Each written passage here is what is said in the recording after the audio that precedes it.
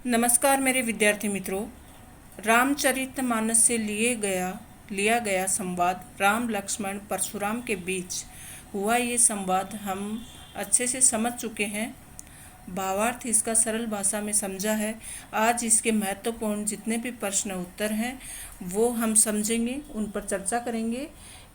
पहले एग्जाम में आए हुए और आगामी एग्जाम में संभावित प्रश्न जो कि एग्जाम के लिए महत्वपूर्ण है, उन सभी प्रश्नों पर चर्चा करने वाले हैं। तो वीडियो आपके लिए बहुत महत्वपूर्ण है क्योंकि परीक्षा नज़दीक आ रही है और आपको ज़रूरत है अधिक से अधिक रिवीजन करने की, साथ ही वो इम्पोर्टेंट प्रश्न चुनने की जो कि परीक्षा के लिए अति महत्वपूर्ण है। तो इस वीडियो के माध्यम से आपको फ़ायदा होने वाला है।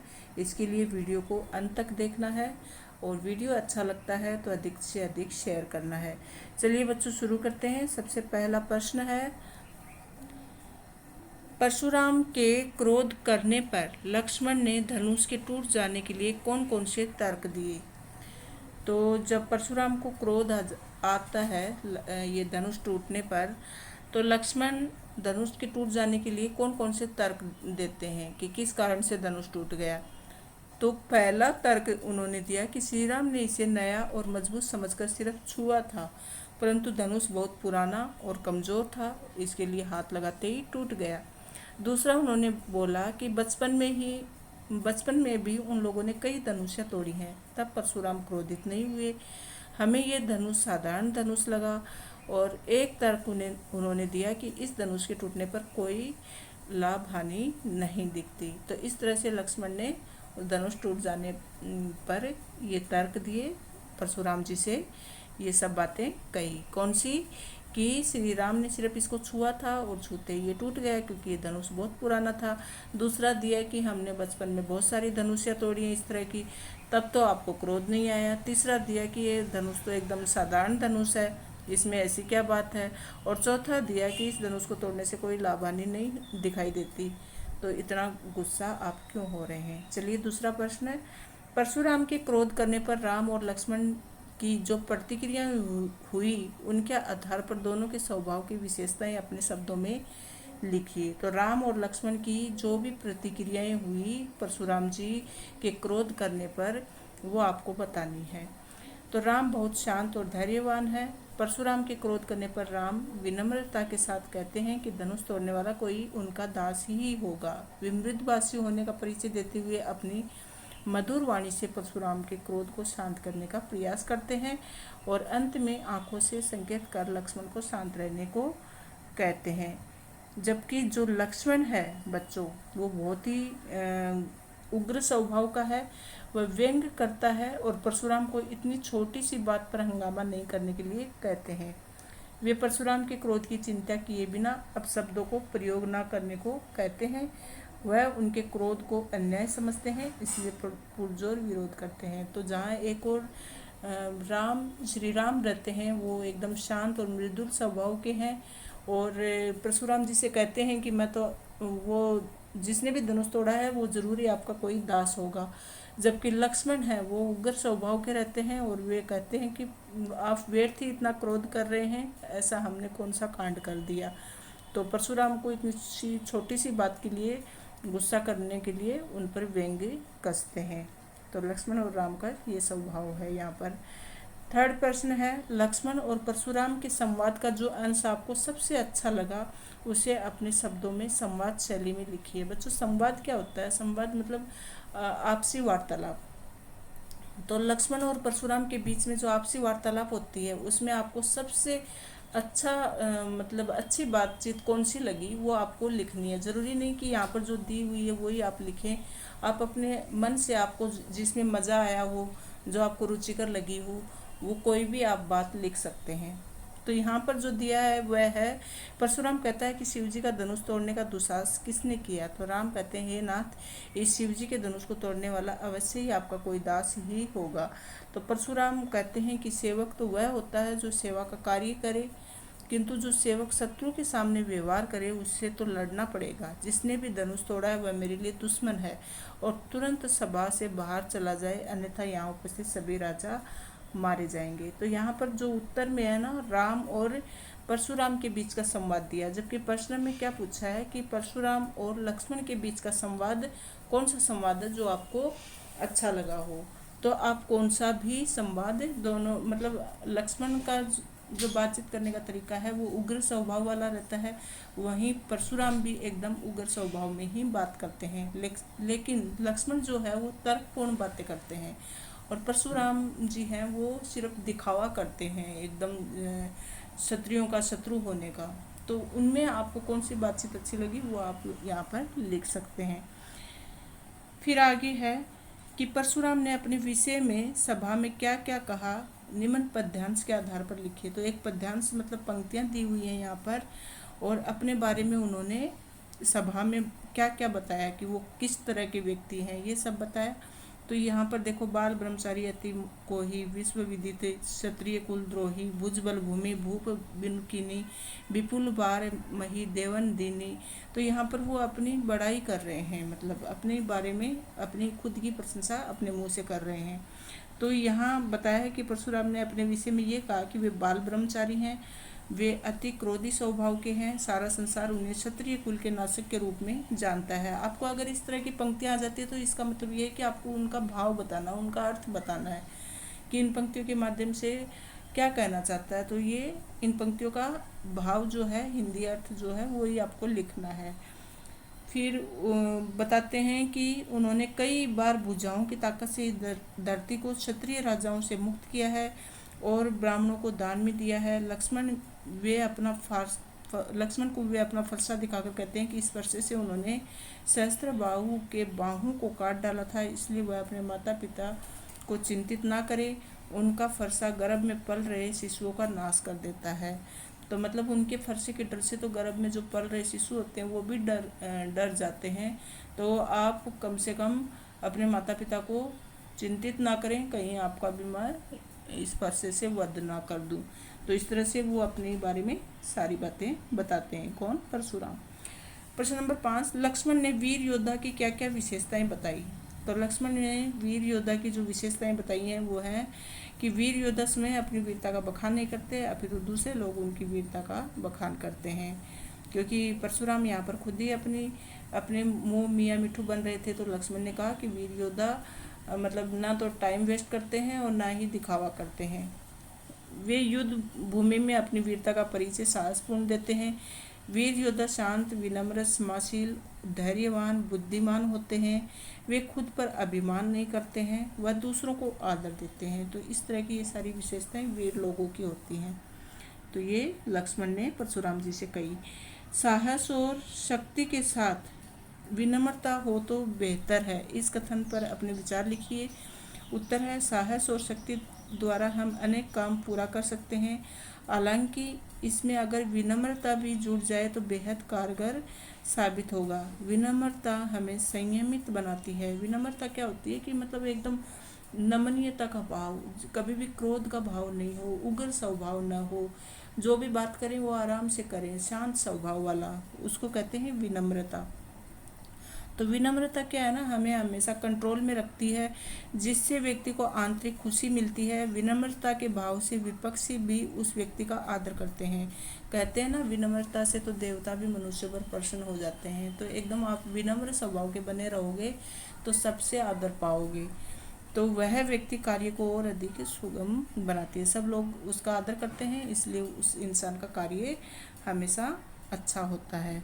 तो साहस और शक्ति के साथ अगर विनम्रता भी हो तो इंसान को सब जगह से आदर प्राप्त होता है। फिर आगे रचना और अभिव्यक्ति से संबंधित प्रश्न दिए गए हैं। तो संकलित अंश में राम का व्यवहार विनयपूर्ण और संयमन है। लक्ष्मण लगातार व्यंग्य बाणों का उपयोग करते हैं। परशुराम का व्यवहार क्रोध से भरा है।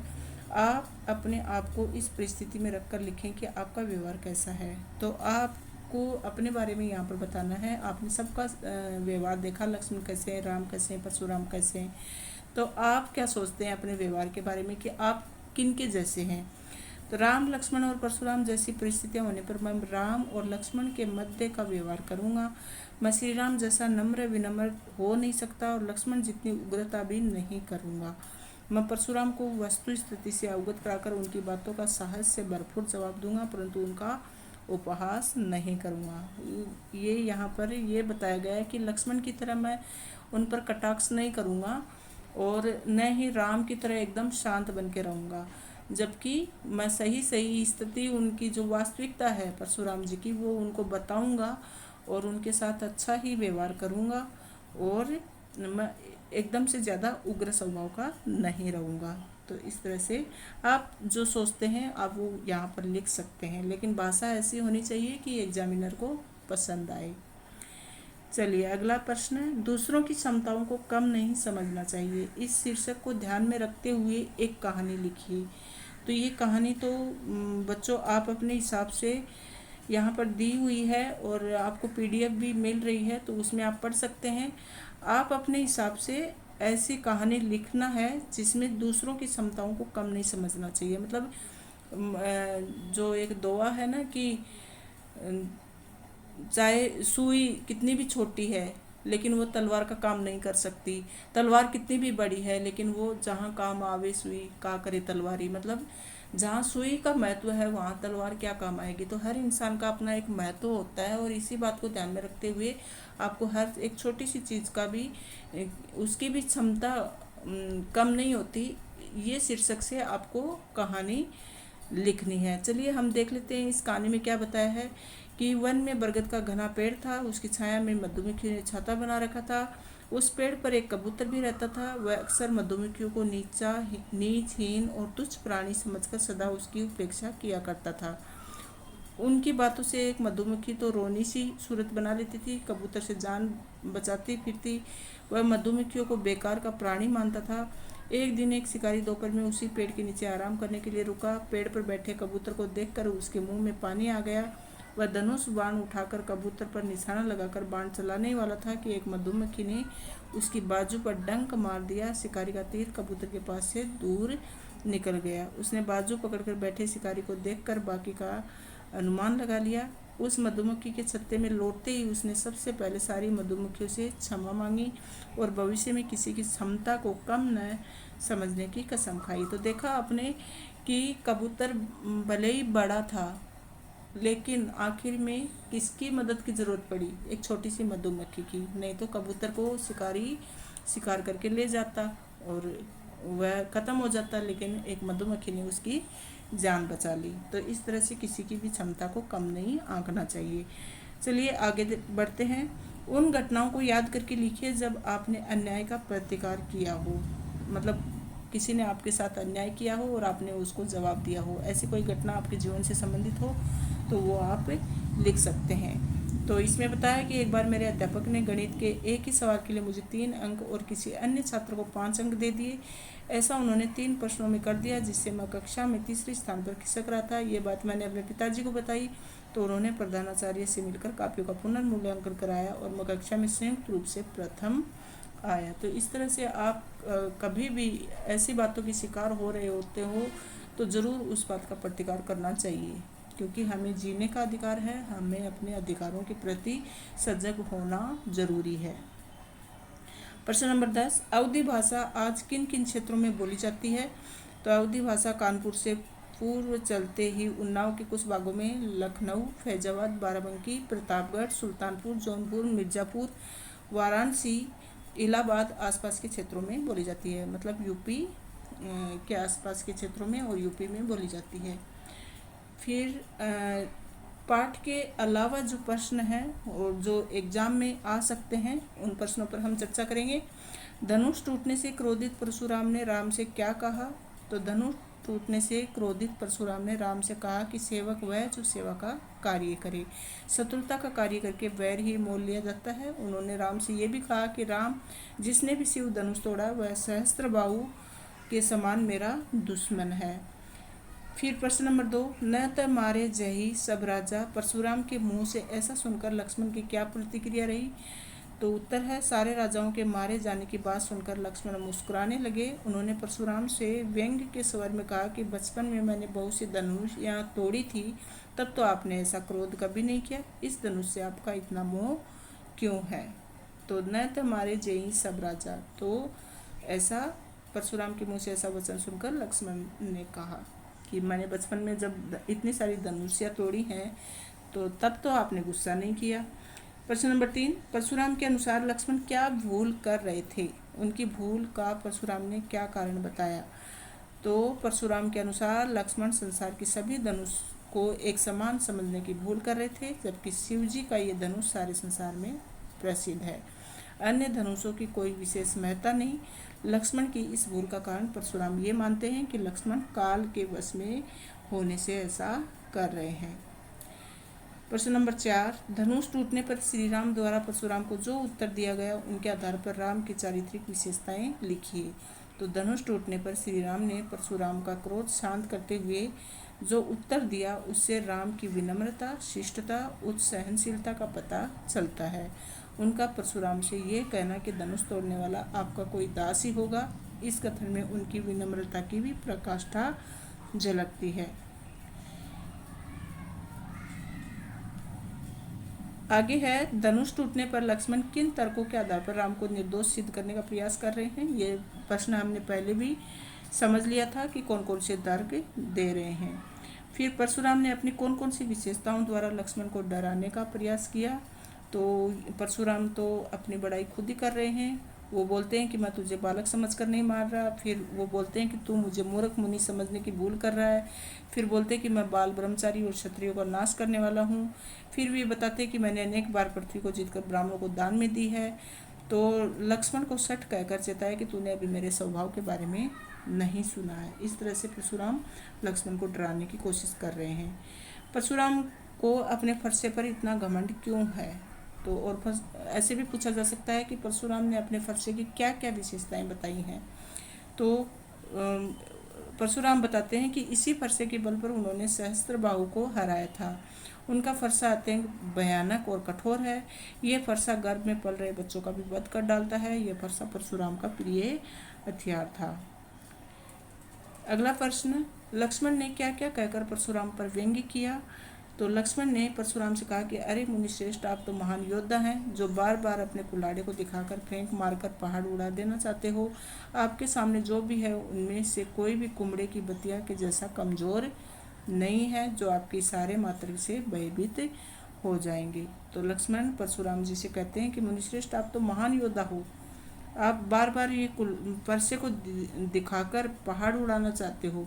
आपके सामने जो भी है उनमें से कोई भी मतलब ऐसा कमज़ोर नहीं है जो आपकी सारे मात्र से ही मुरझा जाए या भयभीत हो जाए। प्रश्न नंबर 9, लक्ष्मण अपने कुल की किस परंपरा का हवाला देकर युद्ध करने से बच रहे हैं?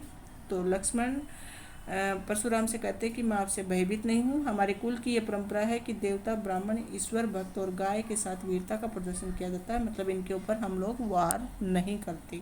इसके लिए मैं पाप का भागीदार नहीं बनना चाहता। हारने का अपयश मिलता है और यदि आप मुझे मार भी देते हैं तो भी मैं आपके पैरों में पड़ना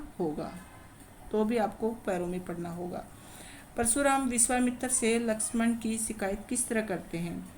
तो परशुराम विश्वामित्र से कहते हैं कि ये बालक बड़ा कुबुद्धि है, ये काल के वश में होकर अपने कुल का नाश करने वाला है, ये सूर्य वंश रूपी चंद्रमा पर कलंक है, ये पूरी तरह से उद्दंड है, निडर है, मूर्ख है। इस तरह से विश्वामित्र से कहते हैं। लेकिन विश्वामित्र फिर भी कहते हैं कि ये बालक है, नादान है, इसको आप माफ़ कर दो। लक्ष्मण ने परशुराम और उनके सुयश पर किस तरह व्यंग्य किया? तो हमने पढ़ा ही था कि किस तरह से व्यंग्य कर रहे हैं, मजाक उड़ा रहे हैं परशुराम का। कौन? लक्ष्मण। कैसे? तो वो कहते हैं कि आपकी सुयश का वर्णन आपके अलावा दूसरा कोई नहीं कर सकता। आपने अपने मुंह से अपनी पढ़ाई बार बार कर चुके हैं, इतने पर भी संतोष नहीं हुआ हो तो फिर से कुछ कह डालिए। इसके बाद भी आप वीर बलि और क्रोध रहित हैं, अतः आप गाली देते हुए अच्छे नहीं लगते हैं। लक्ष्मण और श्री राम के वचनों में मुख्य अंतर क्या था? ये हम पढ़ चुके हैं कि लक्ष्मण तो एकदम उद्दंड स्वभाव वाले हैं, व्यंग्य कसते हैं, उग्रता दिखाते हैं, और जबकि श्री राम है उनके वचनों में विनम्रता है, विनयशीलता का भाव है और शीतल जल के समान प्रभावकारी हैं, और वो परशुराम की क्रोधाग्नि को शांत करने में भी सफल हो जाते हैं। राम लक्ष्मण परशुराम संवाद पाठ में निहित संदेश स्पष्ट कीजिए। तो इस पाठ से हमें क्या संदेश मिलता है, ये प्रश्न पूछा जा सकता है। तो इस संदेश ये मिलता है कि हमें क्रोध करने से बचना चाहिए। ये हमारे बुद्धि विवेक का नाश कर देता है। क्रोधी व्यक्ति ऐसे कार्य करता है जिससे वह उपहास का पात्र बन जाता है। उपहास का मतलब मजाक का पात्र बन जाता है, हर कोई उसका मजाक उड़ाता है। हमें सदैव विनम्र, शांत और कोमल व्यवहार करना चाहिए। ऐसे व्यवहार से हमारे बिगड़े काम भी बन जाते हैं तथा हमें सम्मान की दृष्टि से देखा जाता है। Thank you students. आपको ये इन प्रश्न उत्तरों के माध्यम से एक तरह से आपका रिवीजन भी हुआ है और आपकी तैयारी को मजबूती भी मिली है। और मैं दावे के साथ कह सकती हूँ कि इन्हीं प्रश्नों में से आपको बोर्ड की एग्ज़ाम में प्रश्न देखने को मिलेंगे। तो इसके लिए इस वीडियो को आपने एक बार में ही सुन के पूरा याद कर लेना है। फिर भी किसी प्रकार का डाउट है तो एक बार और आप तेज़ गति करके इस वीडियो को सुन सकते हैं और अपनी तैयारी को अच्छी कर सकते हैं। Thank you so much.